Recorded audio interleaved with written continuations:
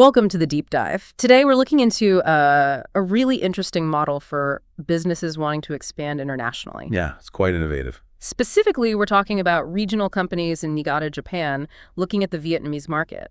And the twist is how they're doing it. Right. It involves university students and their, digital skills, really leveraging that. Exactly. So we've got some insights here, mainly from a presentation by Nishimura Sensei at Niigata University. That's right. He lays out this new approach to Japan-Vietnam SNS marketing, social media marketing. And our mission here, for you, the listener, is to unpack this. See how this regional approach, combined with student energy, might offer some fresh ideas for international market entry. Could be applicable elsewhere, too. Definitely. It challenges some old ways of thinking. Okay, so maybe let's start there, the old way. If you were a manufacturer in Niigata, say, 10, 20 years ago, how would you sell stuff overseas? Well, the traditional route was pretty much always through trading companies, big ones, usually based in Tokyo. Right, so you'd hand it off to them. Yeah, they'd handle the export process, logistics, finding buyers, all that. They were the intermediaries. Okay. But that sounds like it might have had some downsides. It did. The presentation highlights a couple of big ones. First, you've got multiple layers of margins. Everyone takes a cut. Squeezing the profit for the actual maker, yeah. Exactly. And maybe more importantly, it created this distance between the brand, the company making the product, and the final customer. So you lose that direct connection. Totally. Direct feedback, building brand loyalty, understanding the customer much harder. The story behind a Niigata product could get lost. Okay, so that was the old way. But things have shifted, haven't they? Companies aren't just using those Tokyo middlemen now. No, definitely not.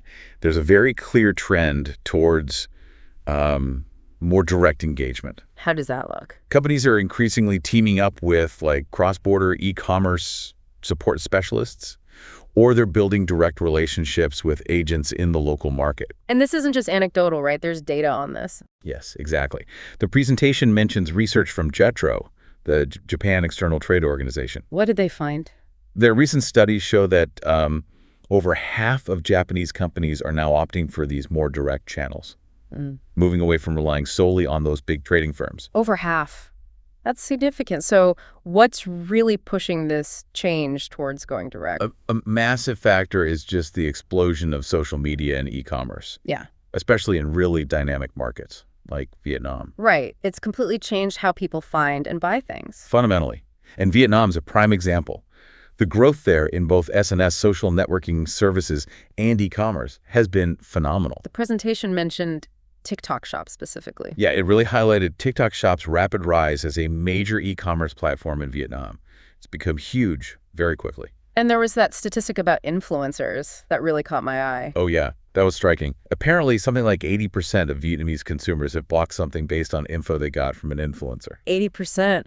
Wow. I know. It just shows you how crucial an SNS-focused strategy is if you want to connect with consumers there. You really can't ignore it. Okay, so going direct seems like the way forward, but it's not without its own problems. What kind of hurdles do companies face when they try this? Well, a big one is meeting the right expertise inside the company. Things like managing KPIs, key performance indicators effectively. Tracking how well you're actually doing. Right. And also multilingual capabilities. If you're dealing directly with Vietnam, you need Vietnamese language skills or ways to manage that communication. Which, for a smaller regional business developing that in-house, that takes time and money, I imagine. A lot of both. It's a significant investment. Plus, you're suddenly juggling multiple channels, different social platforms, your e-commerce site, managing influencers maybe. And keeping up with local trends, too. Exactly. Especially in a fast-moving market like Vietnam. Trends change quickly. It can be overwhelming for a smaller team. Which brings us neatly to this new model, the university and student SNS marketing collaboration. How does this actually work? So the core idea is pretty clever. It's a partnership between Japanese university students and Vietnamese university students. Okay, working together. Yes. They collaborate to create social media content, TikToks, Instagram posts, that kind of thing, specifically promoting Niigata products to a Vietnamese audience. So they're the content creators. But it's more than just making videos, right? Oh, much more. The students were also involved in the strategic side. They monitor the KPIs, see what's working. Like engagement rates, views. Precisely. And they do A/B testing. trying different approaches to see what resonates best with their target audience, which is often their own generation. And how does this connect to actually selling the products? The content is designed with direct links. So someone in Vietnam sees a cool video about, say, Niigata snacks. Made by students. Maybe by students, yeah. And they can click right through to an e-commerce platform like TikTok Shop and buy it. Very direct path to purchase. Very. And there's this feedback loop built in, too. How does that work? The results from the SNS campaigns, the data, the analytics, are brought back into weekly university classes. Ah, so it becomes part of the curriculum. Exactly. Students and professors analyze what worked, what didn't, and that analysis directly shapes the next batch of content. It's very agile. A continuous improvement cycle. The presentation called this the third flow. What's meant by that? The third flow refers to this unique collaborative loop. It's not just manufacturer trading company or manufacturer agent. It's manufacturer university students. Creating a new pathway. Yeah, a new dynamic.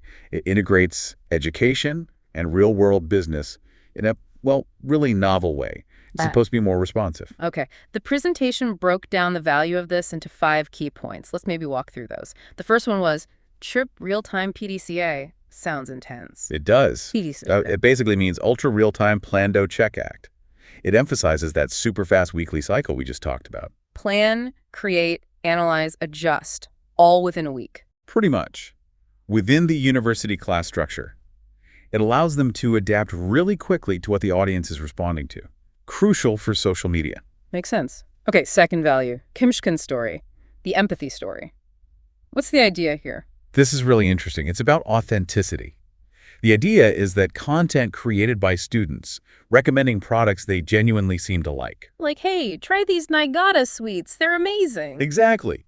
That kind of peer-to-peer recommendation carries more weight, especially with Gen Z, than traditional advertising. It builds trust. Right. That student perspective feels more genuine. They call it an empathy story. It resonates because it feels authentic, less like a hard sell. Okay. Third point. Academia and business energy. Balancing research and real-world application. Yeah, this is the win-win part. The universities get rich data from the SNS campaigns for academic research, understanding cross-cultural marketing, online behavior, etc. And the businesses? The manufacturers get immediate, practical insights they can use to improve their marketing and even product development. Research feeds practice, and practice feeds research. Nice synergy. Number 4, cost efficiency. How does using students make it cheaper?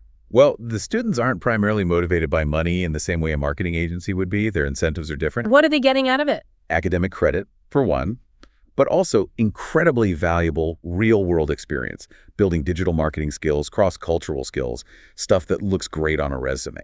So the companies save on traditional advertising costs? Significantly, yes. They're tapping into this pool of motivated, digitally savvy young people in a very cost-effective way. And the 5th value, regional ripple effect. How does this benefit Niigata beyond the specific companies involved? The idea is it lifts the whole region. It boosts the brand image of Niigata products overall. Makes Niigata seem more innovative, maybe. Exactly. Plus, it helps develop global talent within Niigata's student population. And it pushes the digital transformation, the DX of the region's businesses more broadly. This model relies heavily on partnerships, doesn't it? Especially internationally. Tell us about the link with Hon Bang International University in Vietnam. Yeah, that partnership is absolutely key. Hon Bang International University is a big, well-respected private university in Ho Chi Minh City. How many students? Around 10,000, apparently. And they have a strong focus on international links already. So what will they actually do together? The plan starts with joint SNS content creation. Japanese and Vietnamese students working together, bringing their different cultural perspectives. That sounds valuable, getting that local insight. Definitely. They also plan comparative cultural studies, researching consumer differences, and down the road, maybe even student exchanges between Niigata and Ho Chi Minh City. What are the main benefits of having that Vietnamese university partner? Well, first, it ensures the marketing is actually relevant and resonates locally in Vietnam. You avoid cultural missteps. Makes sense. Second, it gives all the students involved, Japanese and Vietnamese, really practical international collaboration skills. Preparing them for global careers. Exactly. And third, it could pave the way for more study abroad, building stronger long-term ties. The presentation also talked about Niigata's specific strengths and why Vietnam is a good fit. What did it highlight about Niigata?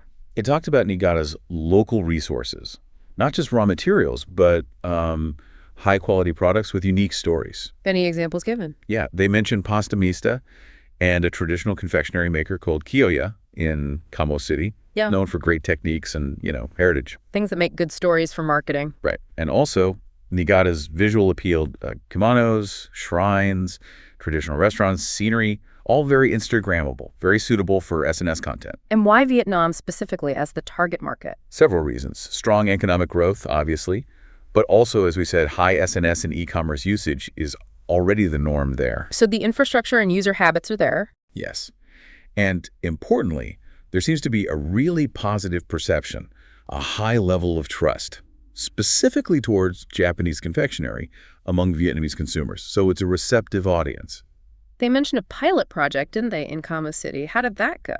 Yeah, the results they shared were pretty impressive. It really showed the potential. Like what? One key example was an Instagram account for a local business. Its reach apparently jumped from about 380 followers to over 10,000. Wow, that's huge growth. And that was driven by the students. Directly attributed to the student-created content, yeah.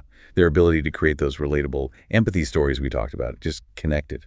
That really demonstrates the power of understanding your audience. Okay, the model has these two pillars, research and practice. Can you break those down? Sure. The research part is more about formal analysis. They're doing surveys planned for about 2,000 young people in Japan and Vietnam. And to understand what influences them online. Exactly. Looking for cultural differences in buying habits, what triggers purchases, that sort of thing. Deeper insights. And the practice pillar. That's the hands-on part we've been discussing. Japanese and Vietnamese students actually working together to develop products, or at least marketing campaigns, aimed at Vietnamese Gen Z. Applying the research. Right. And using that fast PDCA cycle. They see how the SNS posts perform, discuss it in class the next week, and immediately tweak their approach. It sounds like a very dynamic learning process. The goal is a sustainable system, one that builds both academic knowledge and real practical business skills simultaneously. This sounds like it needs quite a network to pull off. Who are the key players in this collaboration framework? It's quite a coalition. Yeah. You've got the Nishimura Seminar at Niigata Keiei University, sort of leading and coordinating. The academic hub. Yes. Then the manufacturers, like Pasta Mista and Kidoya, doing the product development side. Okay. Then there's a company called Civichub providing DX support, digital transformation help, and data analysis. The tech piece. Right. And Sakitama International Academy is involved, acting as a bridge for the Vietnamese students, offering cultural support. And internationally. Hong Beng International University in Vietnam. Of course, the MOU is nearly finalized, apparently. And then there's Villalobos. Who are they? They're linked to Sakitama, and they handle the crucial on-the-ground stuff in Vietnam. Logistics, permits, local procedures. They also bring in local Vietnamese marketing firms for specific tasks. Seems like a well-thought-out structure. What's the timeline looking like for the first year? And what do they hope to achieve? Okay, so the plan is, spring is about setting up this whole structure, getting everyone aligned. Laying the groundwork. Summer is focused on developing product prototypes, getting things ready to test. Makes sense. Autumn is when the formal collaboration with Hong Beng University kicks off. And throughout this time, they'll be rolling out the SNS marketing and doing pilot sales with Villalobos' help. And then review at the end of the year. Yeah, end of the year is for compiling all the data, analyzing the results, see what they've learned. Do they have concrete goals for year one?